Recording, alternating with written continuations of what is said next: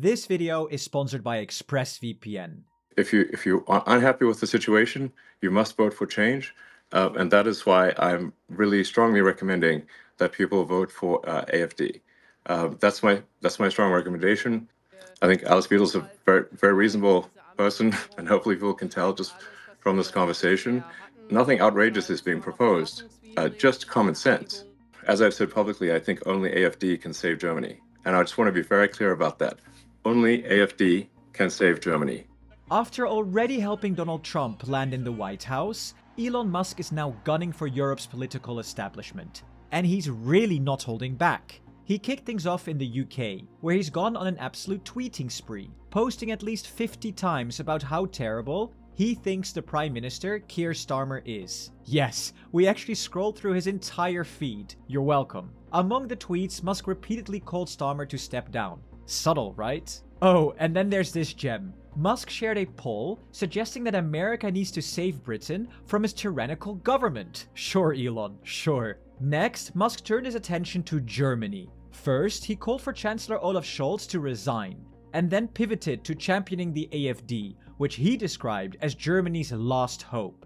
Very bold words for a party that many argue is one of the most extreme right-wing groups in Europe. Elon Musk, however, sees things differently. He claimed that the AfD is comparable to the US Democratic Party. Bit of a stretch there, Elon. He also insisted that labeling the AfD as a far-right party is clearly false, pointing to the fact that Alice Weidel, the party's leader, has a same-sex partner from Sri Lanka.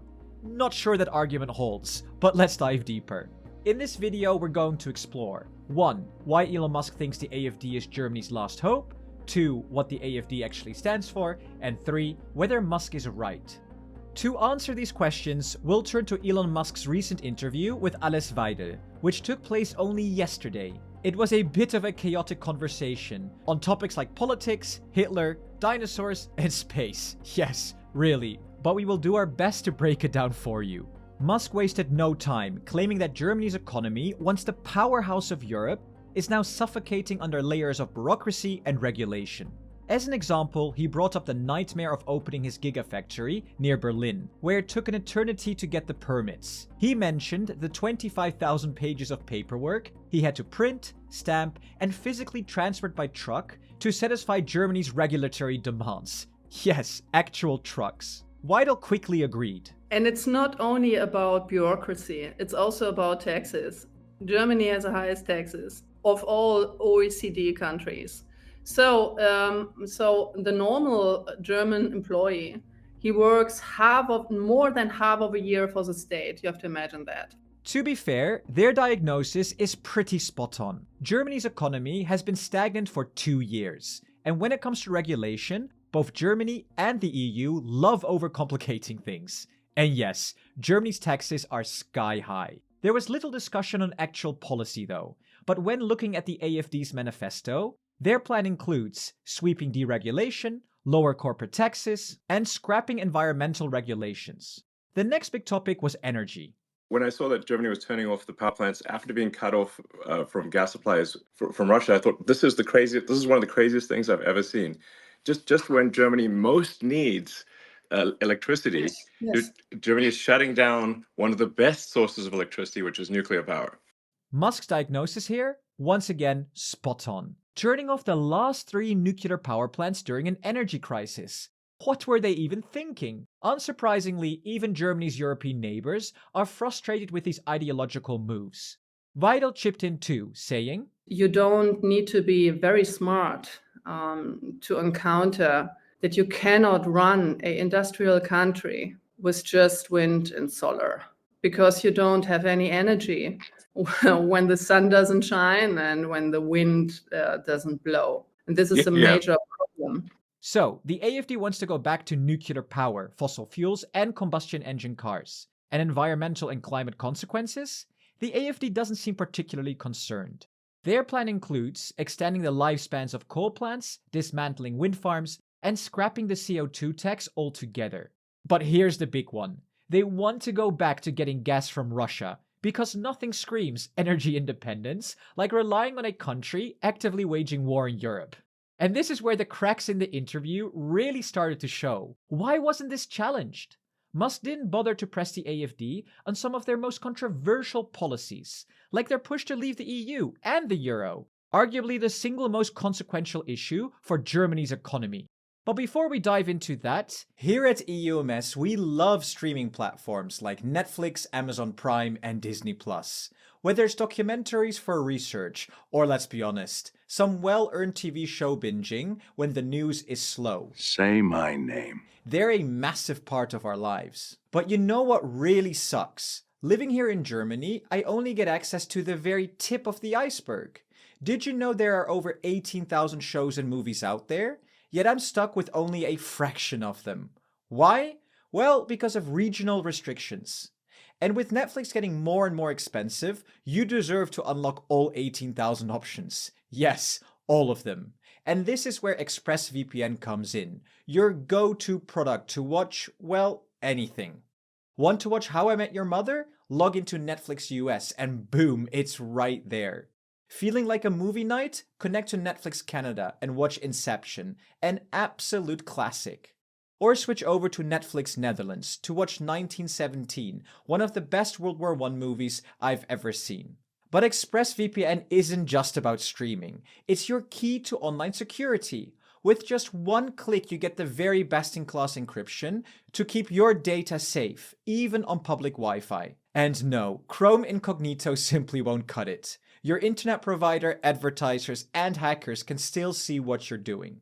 ExpressVPN has given me their best deal ever, a great discount of 48%, plus 3 months for free. It is also rated as the best VPN by CNET, PC World, and The Verge, so it's definitely one of the best products out there. So, don't wait. Unlock your entertainment and secure your online life with ExpressVPN today. Back to the video and Germany's economy.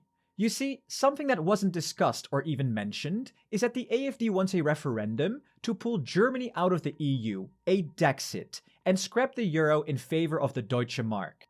Given how much Germany has thrived as part of the EU, this plan sounds less like a bold move for independence and more like economic self-destruction. Germany is the third largest exporter in the world.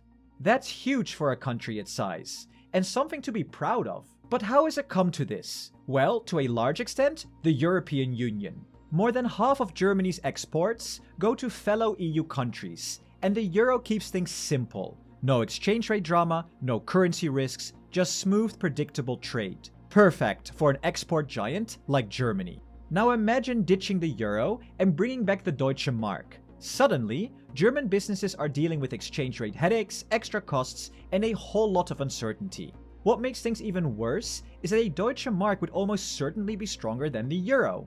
Why? Because Germany's economy is a beast compared to its eurozone neighbors, as countries like Greece and even Italy have less competitive economies. Now, on paper, a stronger currency sounds fantastic, until you realize it's a one-way ticket to pricing German goods out of global markets. Take Volkswagen or Mercedes-Benz for example, Germany's pride. They're already sweating because their cars are too expensive compared to cheaper competitors. Now throw in a supercharged Deutsche Mark and suddenly their exports become even pricier. The result, the already tough competition becomes nearly unbeatable, and the demand for German products would plummet. Fewer exports would then ultimately mean poorer Germans.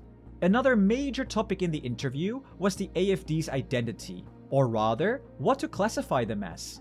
Weidel confidently declared that her party stands for the opposite of what Hitler represented, bizarrely claiming that Hitler was a left-wing socialist. Pretty crazy, no? Let's not forget that Hitler was openly anti-communist and championed extreme nationalist and fascist policies. We are a libertarian conservative party. We are wrongly framed the entire time, and we would like to free the people of the state. Let's be real here. If the AfD isn't far right, then what is? The AfD wants to close German borders and even push for something they call remigration, which in some cases includes deporting people with German passports. Their nationalism thrives on isolationism, distrust of the media, and outright hostility toward what they call globalists. They openly dislike international organizations, like the EU, which they want Germany to leave. Socially, their policies are ultra-conservative. For example, they propose strict abortion laws, limiting terminations to cases of rape or medical necessity, and push a traditional family model to boost birth rates. And then there are their scandals. The AfD has been rocked by allegations of ties to neo-Nazi groups and symbols. Björn Höcke, one of their top figures, has even been convicted twice for using Nazi slogans at rallies. Germany's domestic intelligence agency has classified the AfD as a suspected extremist organization, and their youth wing has been labeled outright extremist. Even among Europe's right-wing to far-right leaders, the AfD is too much. Francis Le Pen, Hungary's Orban, and Italy's Meloni, none of whom are strangers to nationalist rhetoric, actively exclude the AfD from their European parties. Why? Because even they find the AfD too extreme. And then there's Russia. It's actually pretty ironic. Despite the newfound camaraderie between Musk and Weidel, it was the AfD that opposed Tesla's Gigafactory investment near Berlin. So much for welcoming innovation and economic growth. The AfD loves to talk about nationalism, independence, and breaking free from US influence. Weidel herself frequently throws out phrases like, Germany is a slave to the US. But when it comes to cozying up to Russia, all that rhetoric about sovereignty and self-reliance suddenly disappears. They want to lift sanctions on Russia, stop military and financial aid to Ukraine, and turn Ukraine into a neutral state, effectively locking it out of NATO and the EU. Oh, and let's not forget about their desire to turn the gas back on, as if nothing's happened in Ukraine.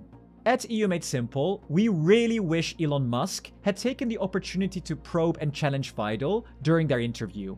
Instead, what we got was a surface-level conversation that completely avoided the controversial aspects of the AfD.